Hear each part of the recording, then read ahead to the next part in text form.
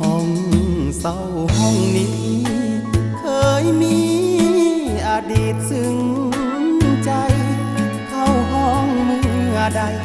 ภาพความหลังยังปังติดตาว่าเคยมีเจ้ายามเหงาพอได้สบตาวันนี้ต้องตื่นภาวะฝันเห็นนางลายไปกับเขากำเกินความซ้ำในห้องอย่างคนไกลตายแต่น้องนั่งไปน้ำตา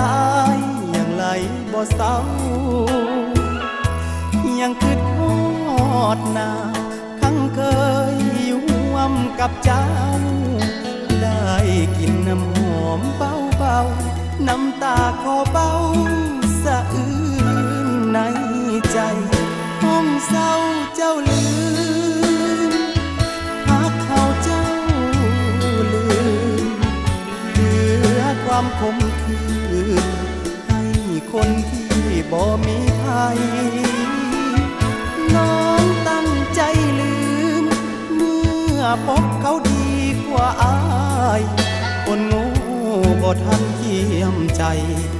พอเสื่อใจในคำสัญญาห้องเศร้าห้องนี้จากนี้คงต้องเดียวดาย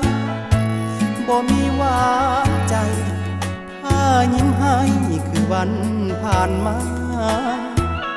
เอ็นตัวลงนอนก็สะท้อนห้องให้ห่วงหา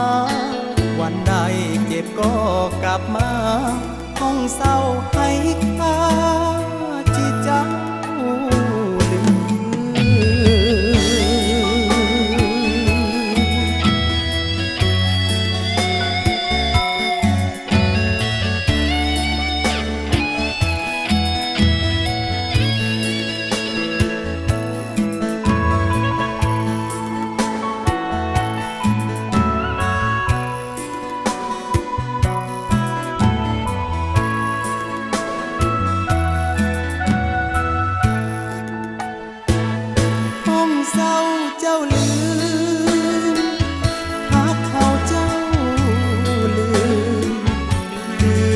ความคมคืนให้คนที่บ่มีภัยน้องตั้งใจลืมเมื่อพบเขาดีกว่าอายคนโง่บ่ทันเยี่ยมใจพอเสื่อใจในคำสัญญาห้องเศร้าห้องนี้จากนี้คงต้องเดียวดายบ่มีหวานใจถ้ายิ้มให้คือวันผ่านมาเอ็นตัวลงนอนก็สะท้อนห้องให้ห่วงหาวันใดเจ็บก็กลับมาห้องเศร้าให้ข้าที่เจ้า